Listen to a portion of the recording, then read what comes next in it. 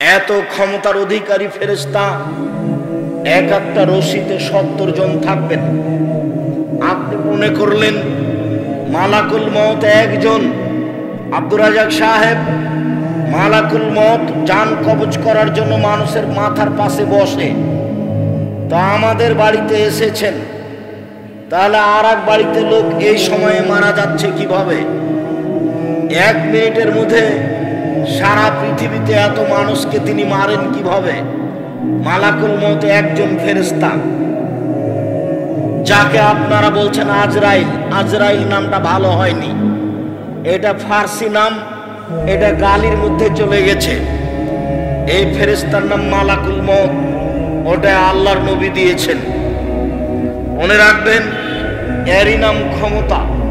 আল্লাহ যদি মালাকুল মউতকে বলেন যে মালাকুল মউত চোখটা খুলে বন্ধ করতে যত সময় লাগছে, এই সময়ের মধ্যে সারা পৃথিবীর মানুষকে মারতে হবে, মালাকুল মউত সারা পৃথিবীর মানুষের মাথার পাশে বসে মানুষের আত্মা বের করবেন এই চোখের পলকের মধ্যে। তার নাম ক্ষমতা। আপনি তার কাজকে নিজের মতো বুঝলে হবে না, আল্লাহর কাজকে আল্লাহর ক্ষমতার মতো বুঝতে হবে, তাহলে এটা সহজ হবে। প্রত্যেকটা রশির সাথে থাকবেন ৭০,০০০ ফেরেশতা। টেনে হেঁচড়ে বিচারের মাঠে জাহান্নামকে নিয়ে যাওয়া হবে। অবাক কথা যে জাহান্নাম কথা বলতে পারে। তাহাজ্জাতিন নার ওয়াল জান্নাহ, বিচারের মাঠে জাহান্নাম ও জান্নাত আল্লাহর সাথে হইচই লাগিয়ে দিবে। ফাকালাতিন নার, জাহান্নাম বলবে লেমা উসিরতু বিল মুতাজাব্বিরিন আল মুতাকাব্বিরিন, আমার ভিতরে স্বৈরাচারী, স্বেচ্ছাচারী, অহংকারী, বদমেজাজি কেন? এটাই হলো তার আল্লাহর সাথে তর্ক। আল্লাহ, আমার ভিতরে স্বৈরাচারী, স্বেচ্ছাচারী, অহংকারী, বদমেজাজি কেন? তখন আল্লাহ বলবেন, এই শোনো, ইন্নামা আনতি গাজাবি, জাহান্নাম তুমি আমার রাগ, তুমি আমার ক্রোধ। যারা জীবনে স্বৈরাচারী হয়ে চলেছে, যারা মানুষের প্রতি জুলুম করেছে, ক্ষমতা দেখে মানুষকে জেলে দিয়েছে, ক্ষমতা দেখে মানুষের জমি দখল করেছে, ক্ষমতা দেখে মানুষকে অপমান করেছে, ক্ষমতা দেখে মানুষকে বাড়ি থেকে বের করে দিয়েছে, আমি এরকম স্বৈরাচারী, স্বেচ্ছাচারী, বদমেজাজি, অহংকারীকে শাস্তি দেওয়ার জন্য তোমাকে প্রস্তুত করেছি। জাহান্নাম তুমি মনে রেখো, এর নাম আনতি গাজাবি, তুমি হচ্ছে আমার রাগ, তুমি আমার ক্রোধ। যার উপরে আমার রাগ আছে, ও দেব বেকমানা সবিনেবাদী, তাকে আমি তোমাকে দিয়ে শাস্তি দেবো, এই জন্য তোমাকে আমি সৃষ্টি করেছি।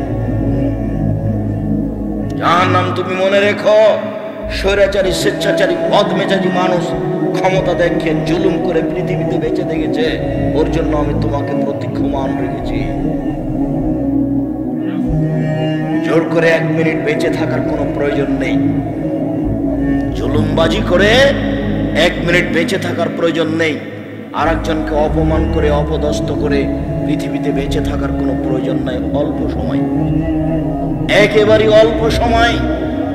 যুবকদের আমি তোমাদের বলছি, তোমরা মনে রেখো, একটুতে রাগ করে কাউকে গালি দিয়ে বসো না, একটুতে রাগ করে কারো উপরে ক্ষিপ্ত হয়েও না।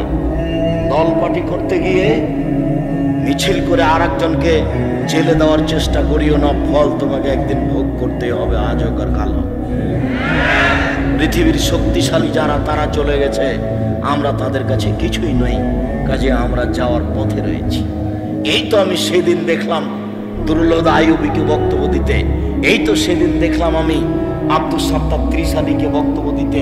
আব্দুস সাত্তার ত্রিশালী আমার গায়ে হাত দিয়ে বলছেন, ও মুহাদ্দিস ছোট ভাই আমার, উনি খুব স্নেহ দেখিয়ে বলেছিলেন, কথাটা আমার মনে আছে। আর আমি যেদিন মাঠে নেমেছি, সেদিন থেকে আমি আলহামদুলিল্লাহ ওনার গোল হাদিস অনুবাদ করতে পারি, হাদিসের বাক্যের আগে পিছিয়ে হবে না। একটা বড় থেকে যদি বড় হাদিস অনুবাদ করি, যেভাবে আছে ওভাবে হবে।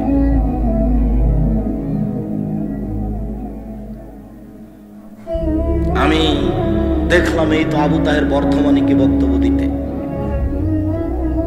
আমি দেখলাম আব্দুর রব খুলনাকে বক্তব্য দিতে, তারা চলে গেছে।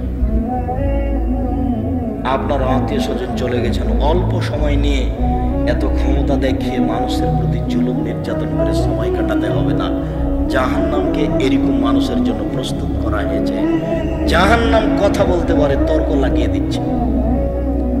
ফাস্তাকাতিন নারু ইলা রাব্বিহা, আবু হুরায়রা রাদিয়াল্লাহু তাআলা আনহু বলেন, রাসূল সাল্লাল্লাহু আলাইহি সাল্লাম বলেন, একদা জাহান্নাম তার প্রতিপালকের কাছে অভিযোগ করলো, বলল, রব্বি ইয়াকুলু বাজি বাজান, আমার কিছু অংশকে ধরে খায়।